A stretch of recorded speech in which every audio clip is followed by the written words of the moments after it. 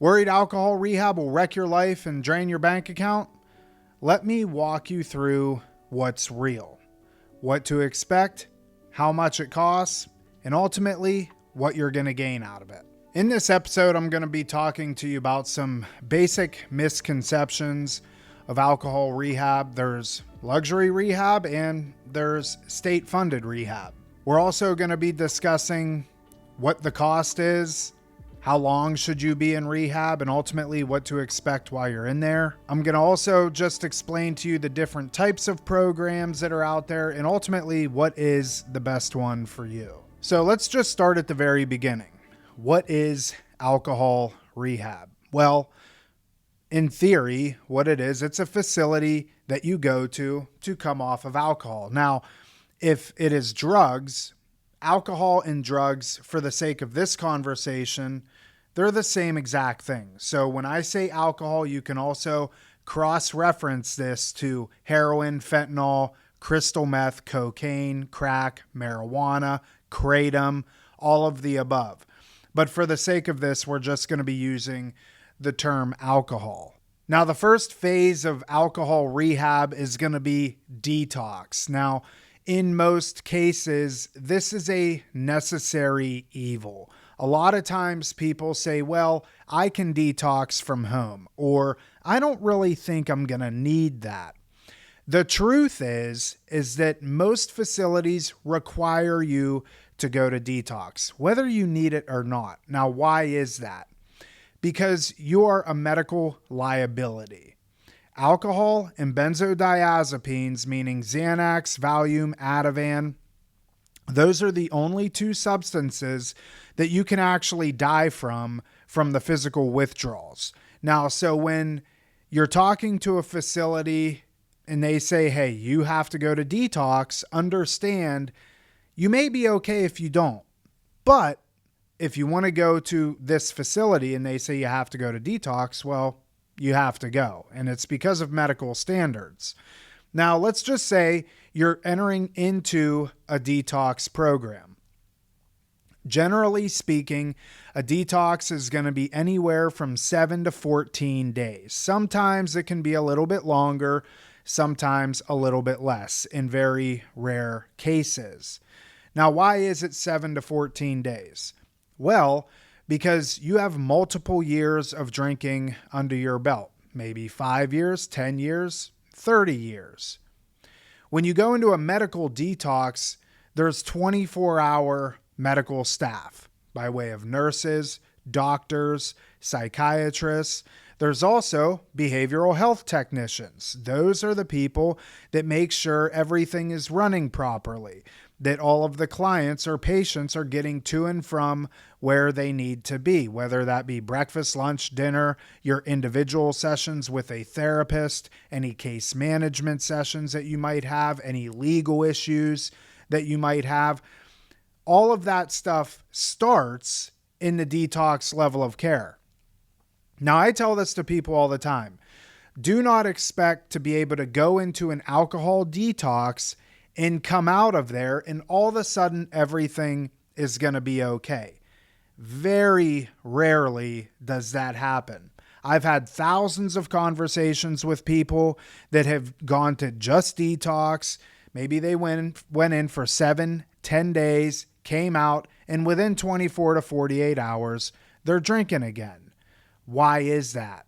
Because when it comes to alcoholism, we understand that it is far deeper than just the alcohol. In fact, it has very little to do with alcohol, and it has everything to do with life. And we're going to get into that in the next phases.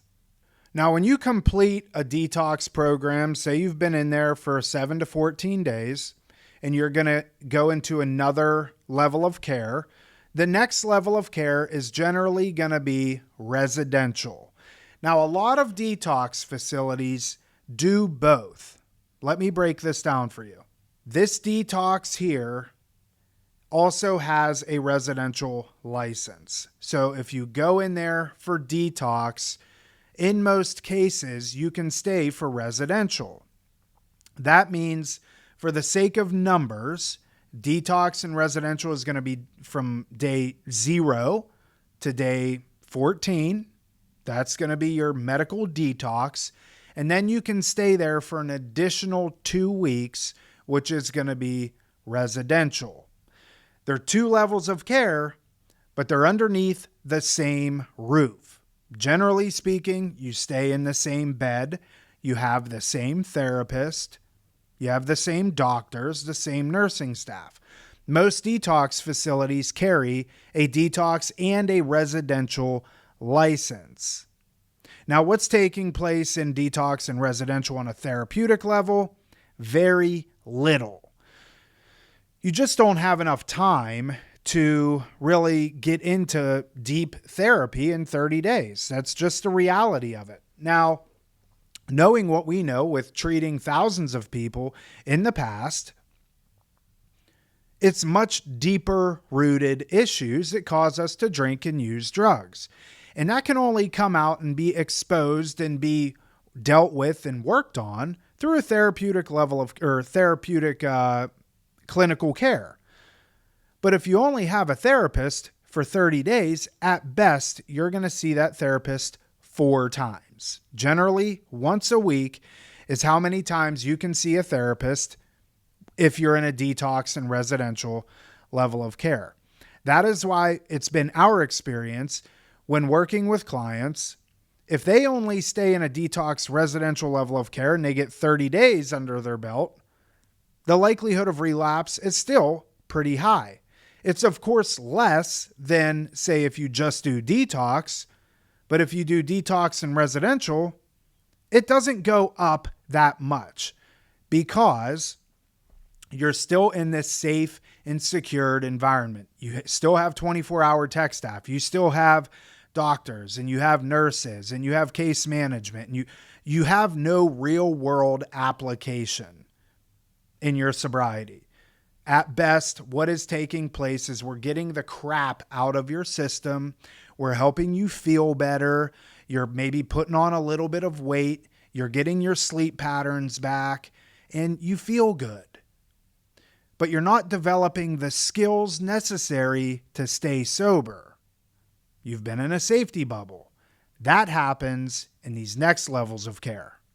Hey, Real Recovery Talk family, based on you watching this podcast, I'm going to go ahead and assume that you have somebody in your life that struggles with addiction and or alcoholism. Now, because of that, you're always frustrated, angry, upset, sad, a lot of emotions, and I get it. I understand. I want to invite you into our free webinar, 5 mistakes that just about every family makes when it comes to addiction. This webinar is 100% completely free via Zoom, hosted by myself. At the end of this webinar, you're going to have a lot more clarity around your situation and a much more clear path moving forward in the things that you should do and shouldn't do. We're covering a lot in this absolutely free webinar. Now, if any of this sounds intriguing to you, please go ahead, click the link in the description, sign up, and I'll see you on the next webinar. Now, let's get back to the conversation. Now, the next levels of care that we're going to be discussing is going to be PHP, which stands for partial hospitalization, IOP, which is intensive outpatient, and then outpatient. Now, notice when I tell you PHP, IOP, and outpatient, and I'm referencing these are acronyms. This is the state of Florida. So I'm referencing the state of Florida. It could be a little bit different depending on where you're from, but you'll understand what I'm talking about. Remember, detox and residential is day 1 to 30 or 0 to 30. PHP, partial hospitalization, that's just an acronym for the next level of care. Don't get wrapped up in the acronyms.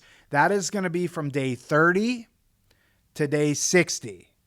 Okay? Day 30 to day 60. So you get out of detox and residential and you transition straight into a PHP level of care. A lot of facilities have all of the licenses. They have detox, residential, PHP, IOP, and outpatient. We at Rock Recovery Center, we don't. We just have PHP, IOP, and outpatient. We don't like to mess with detox and residential because not a lot really happens there, and we're just not good at it. We've never attempted it. We've never tried it. We're very good at PHP, IOP, and outpatient level of care, and that's what we've stuck to over the years. Now, all the while in a PHP level of care, you're not working. You're required to attend all the groups. You're required to attend all the individual sessions, all your case management sessions, and you're really starting to unpack and understand why you do the things that you do. In a PHP level of care, you're going to get assigned a therapist right out of the gate. Notice, detox residential, yes, you will be assigned a therapist, but you're only going to meet with them a handful of times, 3, maybe 4 at best. PHP, and again, I'm referencing us.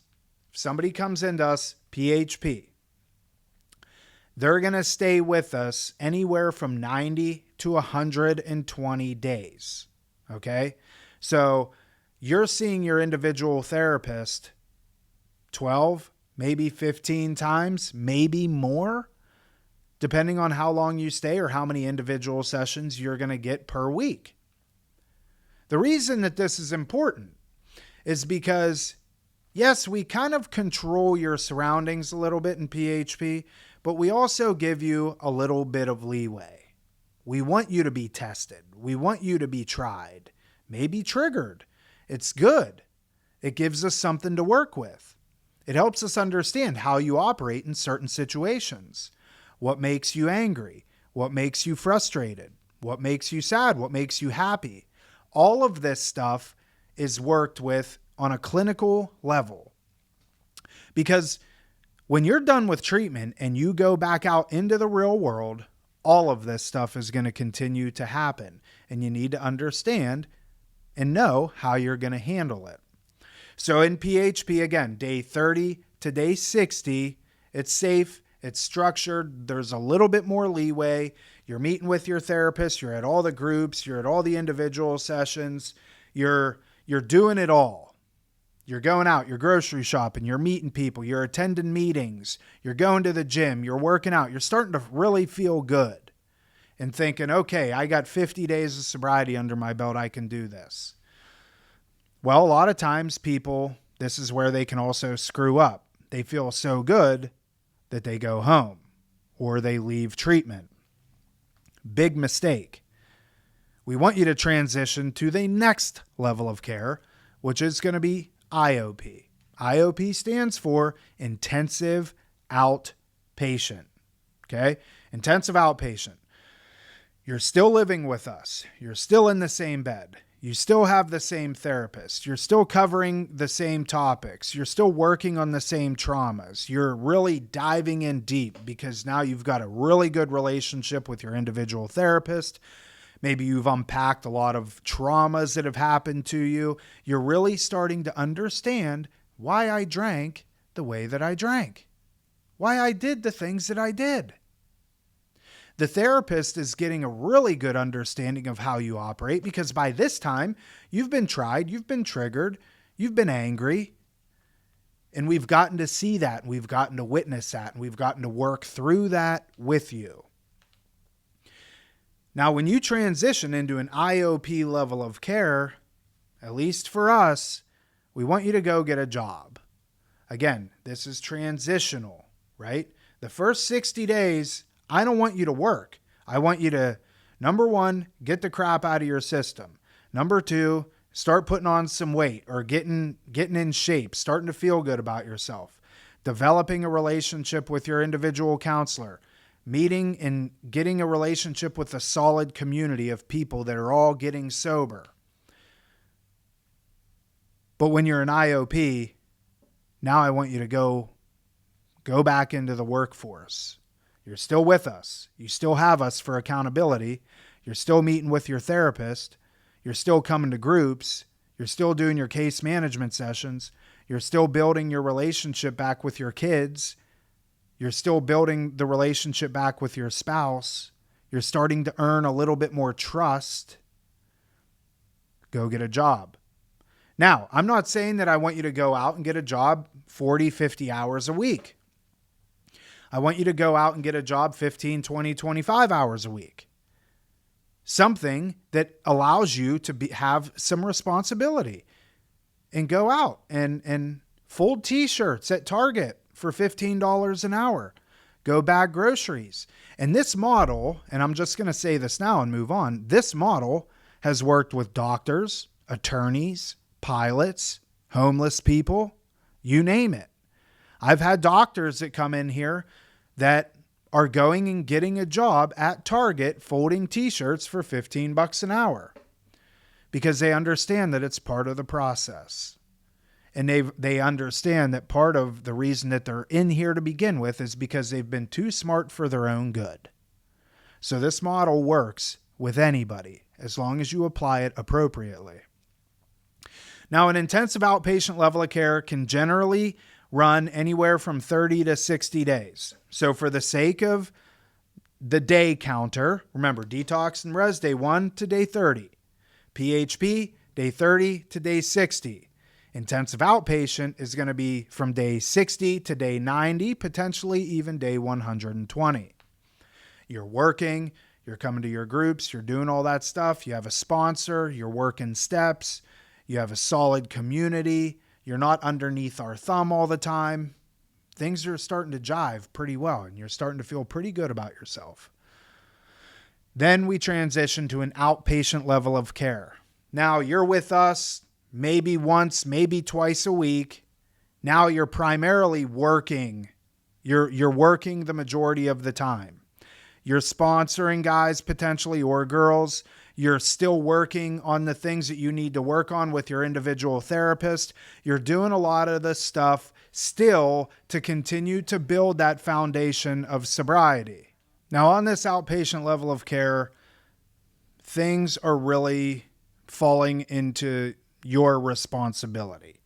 You're the one that now is expected to be able to maintain your sobriety. You have a lot of the tools necessary to maintain your sobriety. You've worked on a lot of the issues that have caused you to drink the way that you drank. You've built a solid, sober network of men or women. Men stick with men, women stick with women. And you have a much better understanding of what sobriety truly consists of. Now, what you can see here is you can see a full continuum of care. Here's some of the things where people go wrong. They try and bypass levels of care. We covered all the levels of care. We don't need to go through that again.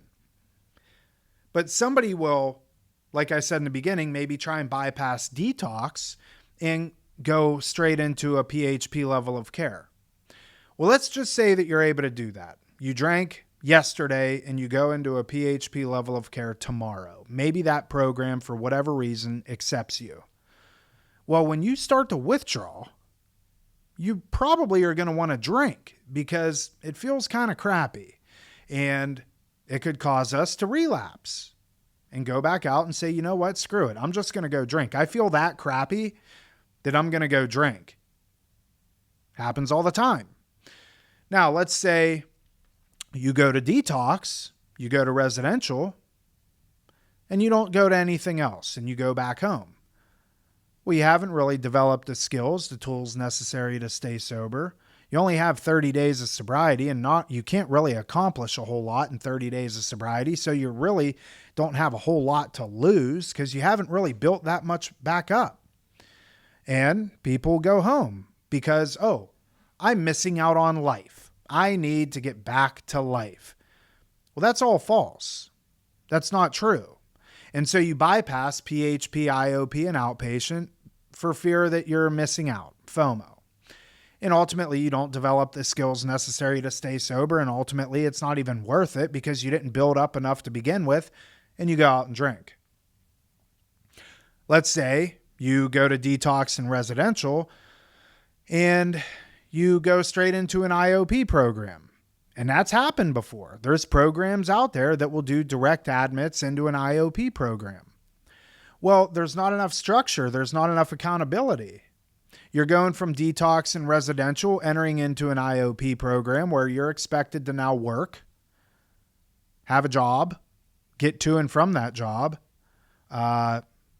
and be productive, and you bypass that PHP level of care, which you're going from detox res, which is a complete safety bubble and everything is pretty much done for you. All you have to do is not die, to IOP, to where congratulations, you're detoxed. You have 30 days sober. Now go work. Now go start paying your bills. Now start making all your payments and everything that just comes with life. In that 30-day period, PHP, there's a lot of stuff that happens in that 30-day period of time. I often reference it like compounding interest. The dollar that you invest today is going to compound into many dollars down the road. But if you invest that dollar today and then pull that dollar out and then invest it 30 days from now and pull that money out and then invest that 60 days from now and pull that money out, you're missing out on all of that compounding interest.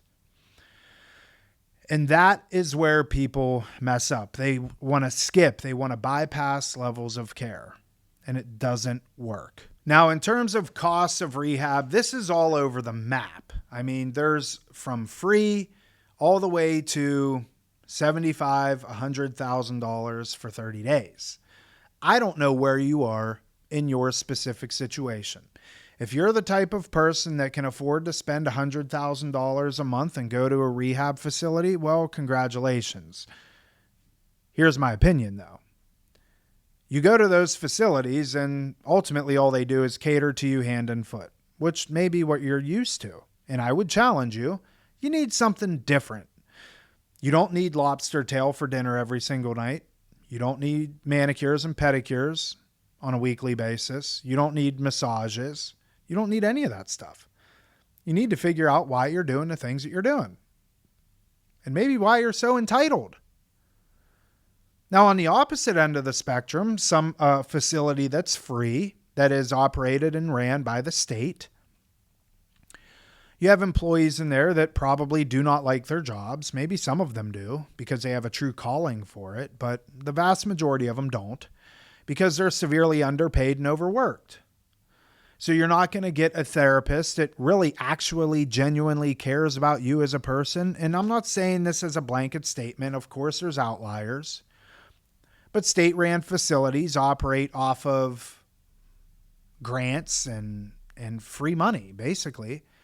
And they get that money by the amount of people that they have in their facilities. A lot of them are volume play. So you need to have 50, 75, 100, 150, 200 people in there. So now you're just one of 100 people. And are you going to get the attention to detail that you really need coming off of alcohol? And in state-ran facilities, probably not.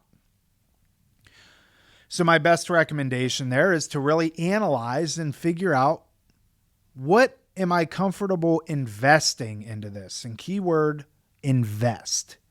A lot of times people look at this as just a fixed cost. Oh, I just have to pay all this money.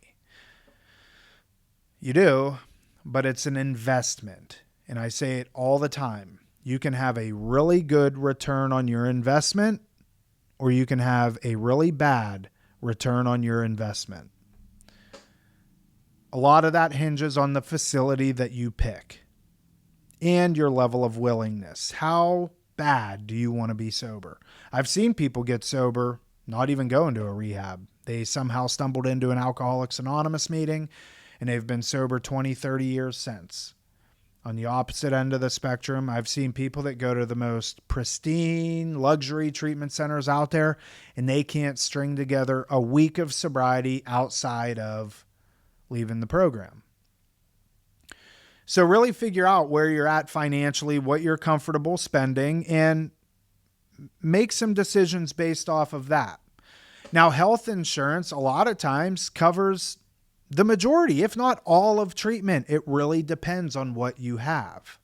And this is where you need to reach out to somebody that can really kind of guide you through this process, help you understand the benefits that you have available, what it's going to cost you out of pocket. And I do that with any person that I speak with. This is what I think I'm going to get reimbursed from your insurance. Therefore, it's going to cost you this amount of dollars.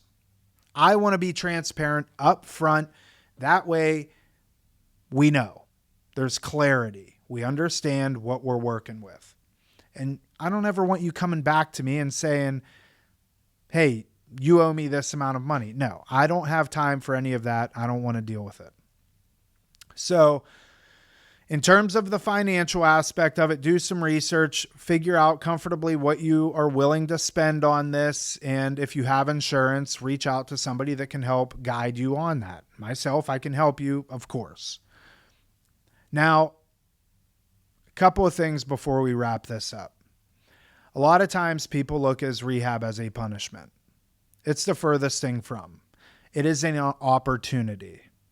It's an opportunity for you to, number one, disconnect from all the outside noise. We drink, we drug, and the world just completely passes us by. It gives you an opportunity to disconnect and solely focus on yourself. I tell everybody all the time, right now is the most selfish time of your life. You cannot and should not let anything dictate what is in your best interest right now in this very moment. I've told people that have been married 30 years or more, right now, your wife doesn't matter. Right now, your beautiful children don't matter. Your grandkids don't matter. That job of 30 years doesn't matter.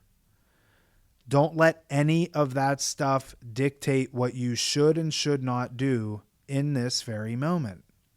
A lot of times, people allow the outside noise to influence their decisions and what they do. You can't do that. A lot of times, people look for an external solution for an internal problem. Well, if I just get back to my job and start making money, everything will be okay. If I just get back to my beautiful wife and my kids at home, they're going to see I'm a changed man. Not true. You can't think that way. You have to think, what do I have to do for myself right now? How much time do I need for myself right now so I can better show up for my family, so I can better show up for my friends, so I can better show up for my parents, so I can better show up for my employer or my employees? Whatever that time is, take it, because you do not know if another opportunity is going to come your way. Do not let outside noise dictate what you should and should not do for yourself and your sobriety moving forward. I know that's a lot. There's a lot when it comes to treatment. From my perspective, it's pretty simple. From your perspective, it's like moving mountains. Don't try and do this alone. Reach out. You can reach out to me. Contact information, there's a link in the description. You can just email me. For family members and loved ones, this is for you. You need support. You need other people on your side. You need people that understand this, that can walk you through this, that can go on this journey with you. It's one of the best things that you can do for yourself. Because of that, we started Family Reconnect. This isn't some just fly-by-night thing that we wanted to put together. It's a community of people. We meet every single Tuesday. We have speakers, expert speakers, people that are in recovery, doctors, licensed mental health counselors, licensed clinicians, alumni that have come through our program, success stories that can really give you the hope and the courage and the understanding of what you're currently going through. I can't stress it enough that you need support. And I can't trust that you're going to actually walk out your door and go find that support. So we're bringing it to you. Everything's virtual. We meet every Tuesday at 6 o'clock. I encourage you Check it out. Link is in the description. It's called Family Reconnect. Again, I can't say it enough. Just reach out, ask for help, and we're going to assist you in any way that we possibly can. I hope this video helped you. I hope it did. I really did. If one person got something out of this video, perfect. And on to the next one. I'll see you later.